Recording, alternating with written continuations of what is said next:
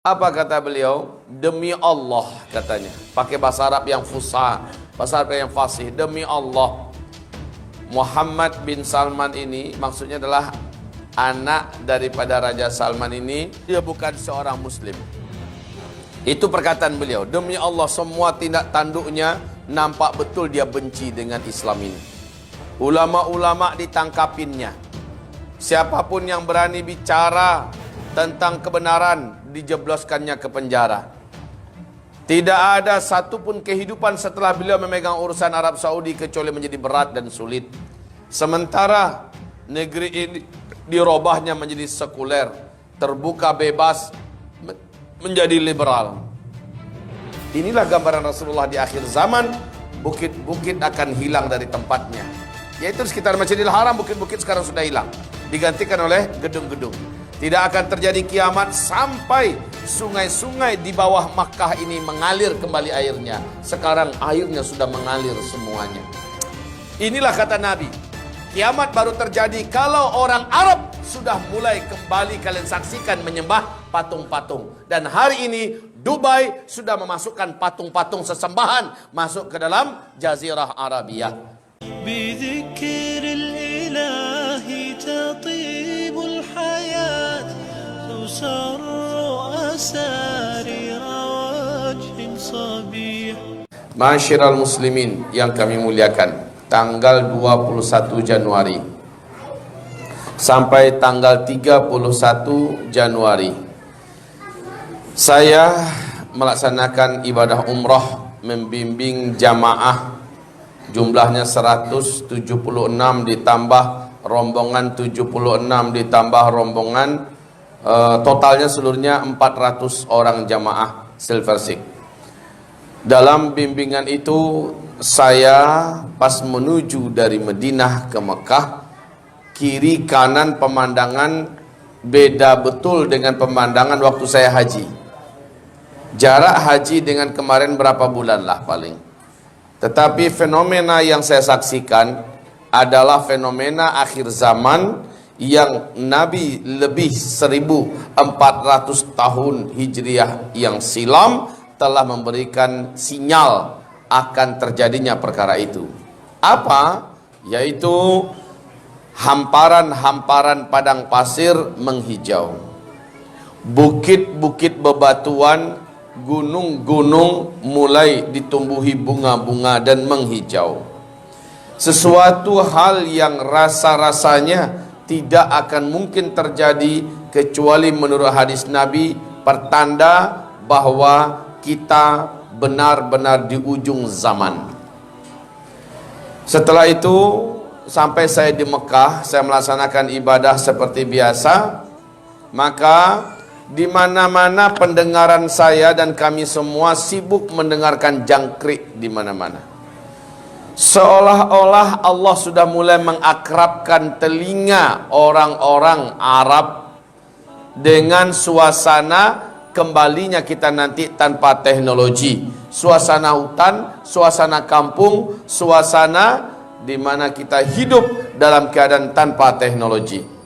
Jangkrik di mana-mana, bahkan Pullman Zamzam yang hotel mewahnya jangan ditanya, Dar Aiman, As-Sofwa, jangkrik di dalam. Masya Allah. Yang saya ingat belalang, jangkrik, katak dan beberapa binatang hasyarat lainnya muncul kepada Fir'aun di negeri Mesir. Pertanda negeri itu akan Allah hancurkan. Kezaliman dan kelaliman yang diatraksikan, yang dilakukan oleh sang putra mahkota hari ini sudah sangat-sangat terlalu dan sangat luar biasa. Saya disopirin oleh seorang yang sudah tinggal di Saudi 22 tahun, sopirnya orang Yaman. Apa kata beliau? Demi Allah katanya, pakai bahasa Arab yang fusha, bahasa Arab yang fasih. Demi Allah, Muhammad bin Salman ini maksudnya adalah anak daripada Raja Salman ini. Laisa dia bukan seorang muslim. Itu perkataan beliau. Demi Allah, semua tindak tanduknya nampak betul dia benci dengan Islam ini. ulama-ulama ditangkapinnya. Siapapun yang berani bicara tentang kebenaran dijebloskannya ke penjara. Tidak ada satupun kehidupan setelah beliau memegang urusan Arab Saudi kecuali menjadi berat dan sulit. Sementara negeri ini dirubahnya menjadi sekuler, terbuka, bebas, menjadi liberal. Dan beliau berkata, demi Allah, saya tidak akan mau lagi tinggal lebih lama di sini. Ketika saya menjadi penumpang oleh seorang sopir dari Pakistan, nada serupa, sumpah serapah keluar dari lidahnya berkaitan dengan kebijakan-kebijakan pemerintah Arab Saudi hari ini. Yang semua kebijakan-kebijakan pemerintah Arab Saudi hari ini sudah digambarkan oleh Rasulullah lebih 1400 tahun yang silam, bahwa tanda-tanda menjelang kiamat adalah begini-begini, dan terjadinya sekarang. Setelah puas saya melaksanakan ibadah dengan izin Allah, saya pun bertolak dengan jamaah menuju Jeddah. Sepanjang perjalanan Jeddah lebih kaget lagi.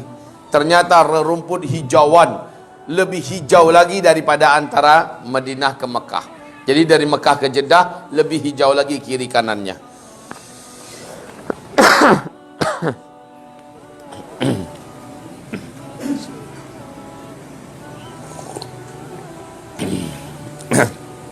Saya merekam, saya mengomentari, bahkan saya telepon keluarga saya, istri saya katakan, Masya Allah. Sepanjang jalan tidak putus-putus lidah saya mengucapkan Masya Allah. Jamaah-jamaah juga mengucapkan Allahu Akbar, Masya Allah. Kenapa? Karena tidak pernah Saudi itu hijau, Pak. Kalau di Dubai, Abu Dhabi, hijau dipaksakan.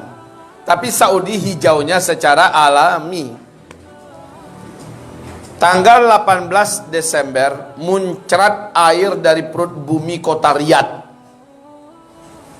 setinggi Jabal Rumah, atau setinggi dan sebesar rumahnya Bapak Dr. Amin ini, di tengah kota, ibu kota Riyadh. Airnya menjalar mengisi sungai-sungai yang ada di Arab Saudi. Inilah gambaran Rasulullah tentang akhir zaman.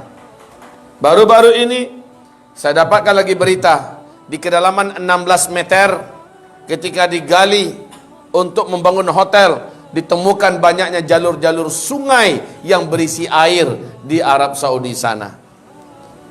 Saudara saya 21 tahun tinggalnya di Mekah, beliau berkata bahwa ada sebuah bukit diratakan, kemudian digali untuk ditanam pondasi-pondasi buat membangun gedung-gedung tinggi. Ketika dilakukan penggalian, keluar air sangat besar dan sangat bening. Airnya sangat segar, besar sekali. Jika dibiarkan mungkin Mekah tenggelam. Besar sekali mata air itu. Inilah gambaran Rasulullah di akhir zaman. Bukit-bukit akan hilang dari tempatnya. Yaitu di sekitar Masjidil Haram, bukit-bukit sekarang sudah hilang, digantikan oleh gedung-gedung. Tidak akan terjadi kiamat sampai sungai-sungai di bawah Makkah ini mengalir kembali airnya. Sekarang airnya sudah mengalir semuanya. Ya Allah, Ya Rabb, wahai hamba-hamba Allah yang kami muliakan, kami pun sampai kembali di Pekanbaru dengan selamat. Pagi, sorenya saya bertolak ke Jakarta, malamnya saya terbang ke Dubai. Langsung saya terbang ke Dubai membawa istri saya. Sampai di Dubai, kami dikenalkan dengan sebuah peradaban baru, di mana peradaban ini baru berusia 40 tahun. Dulu, dan saya dikasih hadiah berupa buku sejarah tentang Dubai dan Abu Dhabi, Uni Emirat Arab. Tahun 71 ke bawah, tahun 70-an ke bawah, ternyata Dubai dan Abu Dhabi ini masih primitif. Masyarakatnya masih banyak bercocok tanam dan kebanyakan usaha mereka adalah beternak. Dan anehnya, persis seperti dalam hadis Nabi, dan ada gambarnya, ada fotonya. Rata-rata mereka itu tidak memakai alas kaki dan mereka bertelanjang dada. Tapi sekarang coba lihat, manakah kota di muka bumi yang paling hebat pembangunan gedung-gedungnya mengalahkan Dubai? Ada tidak? Tidak ada. Saya menyaksikan live di depan mata saya. Saya saksikan dan saya masuk ke dalamnya. Saya telusuri Dubai Mall, mall terbesar di dunia, adanya di Dubai Mall. Saya masuk. Saya ada di bawah gedung tertinggi dunia saat ini, namanya Burj Khalifah, yang ketinggiannya 828 meter itu. Dengan musik yang menari-nari air bersama iringan musik itu. Dibuatnya air yang sangat indah. Jadi ibaratnya itu begini, saudara-saudaraku. Para pengkhayal-pengkhayal tentang keindahan dan surga berdatangan ke Abu Dhabi, ke Dubai, menawarkan khayalannya. Kemudian membuat 3 dimensi, 4 dimensi. Kemudian Dubai dan Abu Dhabi mewujudkan khayalan itu. Nah, itu yang ada di sana. Masya Allah, saudaraku. Dan Arab Saudi, oleh orang terkaya nomor 1 di Arab Saudi, yaitu Pangeran Al-Walid bin Talal, kita sudah dengar, kita sudah ketahui, ternyata ingin memecah rekor dengan mengalahkan gedung tertinggi nomor 1 yang ada di Dubai. Gedung yang sedang dibangun ini namanya Kingdom Tower, ketinggiannya 1,2 km. Tahu tidak? Saudara-saudaraku, tahu tidak? Belum lagi gedung ini selesai di Jeddah, di tepi Laut Merah. Belum lagi selesai. Konjen kita yang ada di sana, dan masyarakat kita yang ada di Dubai sana berkata, tahun ini, 2019 ini, bulan September, akan dibangun gedung yang nanti ketinggiannya akan mengalahkan gedung yang sedang dibangun di tepi Laut Merah di Jeddah. Belum lagi gedung yang dibangun di Jeddah itu selesai, sudah mau ditandingi oleh gedung baru di Dubai. Ternyata Dubai tidak terima kalau nanti Arab Saudi bisa mengalahkan gedung tertinggi di dunia yang ada di Dubai. Mereka siap membangun yang lebih tinggi daripada yang ada di Jeddah. Allah, ini yang dimaksud Nabi. Fakir, miskin, tidak beralas kaki, bertelanjang dada, tiba-tiba saja mereka menjadi kaya raya dan sangat berkuasa. Lalu mereka saling berlomba-lomba serta berbangga-bangga membangun gedung-gedung yang tinggi-tinggi. Inilah yang dimaksud Nabi itu. Jadi saya bawa, Pak, buku bergambar itu saya bawa. Full gambar perkembangan Dubai tahun demi tahun. Mulai dari primitif sampai hanya dalam 40 tahun Dubai sampai seperti sekarang ini. Allah. Jadi wahai hamba-hamba Allah yang kami muliakan, sekarang Dubai Abu Dhabi mulai memasukkan peradaban-peradaban jahiliyah, bahkan beberapa patung sudah mulai masuk ke dalam Jazirah Arabia. Inilah kata Nabi, kiamat baru terjadi kalau orang Arab sudah mulai kembali kalian saksikan menyembah patung-patung. Dan hari ini Dubai sudah memasukkan patung-patung sesembahan masuk ke dalam Jazirah Arabia. Macam mana kita mau membantah semua fenomena nyata ini, saudaraku? Macam mana kita mau membantahnya? Wahai hamba-hamba Allah, saudaraku yang saya cintai, saya sampaikan karena permintaannya spesial tentang akhir zaman. Saya sampaikan tentang akhir zaman kepada saudara kita di sana. Terbelalaklah incat-incat mata mereka semua mendengarkan penjelasan saya, dan mereka ada di negeri itu, di negeri yang diceritakan oleh Rasulullah sallallahu alaihi wasallam. Lalu saya katakan pada mereka agar mereka meningkatkan ketakwaan dan ketakutan kepada Allah, sebab ternyata Dubai, Abu Dhabi, wahai saudaraku, dalam kondisi keagamaan jauh lebih nyaman kita beragama di Australia daripada di Dubai dan Abu Dhabi. Dan ini saya katakan kepada Dubes RI yang ada di sana. Saya sampaikan kepada beliau betapa leluasannya beragama di Australia dibandingkan daripada di Uni Emirat Arab. Di sana wahai saudaraku, jangan coba-coba ada yang ngajarin ngaji. Ditangkap, dipulangkan. Jangan coba-coba ada yang ceramah apalagi seperti ini, ketahuan semuanya dipulangkan. Lebih enak di Sydney, lebih enak di Melbourne, lebih enak di Canberra, lebih enak di tempat-tempat yang ada di negeri kafir, di London, di Paris lebih enak.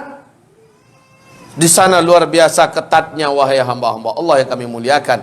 Jadi kata beliau, saya sedang memperjuangkan agar imam-imam kita yang kita masukkan dari Indonesia ini, mereka diizinkan ngajar ngaji. Padahal yang diajar adalah rakyat Indonesia yang ada di sana, anak-anak orang Indonesia yang ngajar di sana. Sebab